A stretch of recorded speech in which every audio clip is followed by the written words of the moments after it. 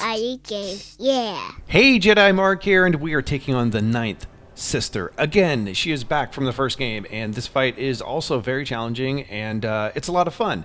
But real quick, let me go ahead and pull up the map. If you don't have 3 stems at this point, and you're having difficulty with this fight, there is a stem upgrade not too far from here, and I think it's easy to overlook. So there's the meditation point for this boss fight, but you can work your way back to the next meditation point.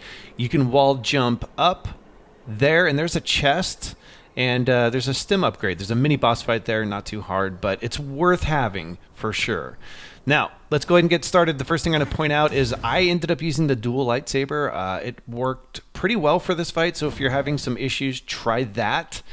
And it should help you out. Now, when she reaches back, she's going to throw her saber. She usually throws it twice, but in this case, she only threw it once. Remember, we're going to do a ton of parrying in this fight. When she reaches back like that, L1 parry. Lots and lots of parrying. Now, this perilous attack, when they turn red, we cannot block it. We cannot parry it.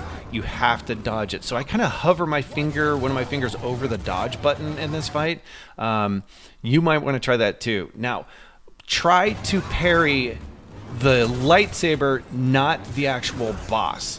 I know that might sound a little strange, but when I'm fighting, especially this boss, if you keep an eye on the hilt or the lightsaber and you try to parry that, that might make it a little easier with the timing. But it is challenging. You're gonna have to get used to the rhythm of this fight in order to parry properly. Now, in the first phase, you know, we're just working and whittling down the posture meter here, or the balance meter, I think it's called. L1, and with these 3-hit combos, you're parrying. And so once we get through the first phase, the second phase this is a really interesting phase. Now, when she is glowing blue and she has her head to her hand, she is reading your mind. So attacks won't work because she knows what you're going to do. So the best thing you could do is get up in her face like this and kind of circle around her and just parry. Wait for the attacks and look at that parry meter. And as soon as the parry meter's down, you can get a couple hits in. But you'll notice that eventually she will no longer be reading your mind, so we can attack. So it's basic fighting again. Dodge those perilous attacks when she turns red. Dodge left or right. Left, I tend to stick with left. And we're pairing the other attacks, getting the posture meter down, and then we get usually 1 attack in, sometimes 2, but it's usually 1, and then get out of there. And keep an eye on your health. Don't forget to press up on the D-pad. Keep an eye on your health. And now you can see again, she's reading our mind. So we're sticking to just parrying and circling around her, waiting for our opening, and having your finger poised on L1 and also on the dodge button. Because as soon as she turns red, we're going to get out, or like this. And so remember, if you're fortunate enough, you can get in a couple hits even when she's red. So she got me there. But yeah, those perilous attacks, they do take damage. So parry, and she's reading our minds obviously, and we're parrying and parrying. And I think this is a really interesting way to force people to parry in a fight. I think it's really smart design.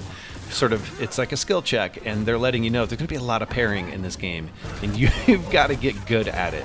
And it's a good way to force people to parry. Okay, so in the final phase, now we can dual wield, and I highly recommend being ready to parry, ready to dodge those perilous attacks, but be really aggressive and attack. And so for me, it worked really well to attack, dodge, jump over those ground slams, and attack, but still being ready to parry. But she will still read your mind in this, even in the third phase. So you can see attacking, even when we're dual wielding, is not helping. So you can hold the triangle or the Y button to automatically parry, and it's pretty fun, but that's the end of the fight. They're trying to teach you a new technique there. Don't forget to like and subscribe, folks. It does help me out quite a bit. Thanks for checking out my video.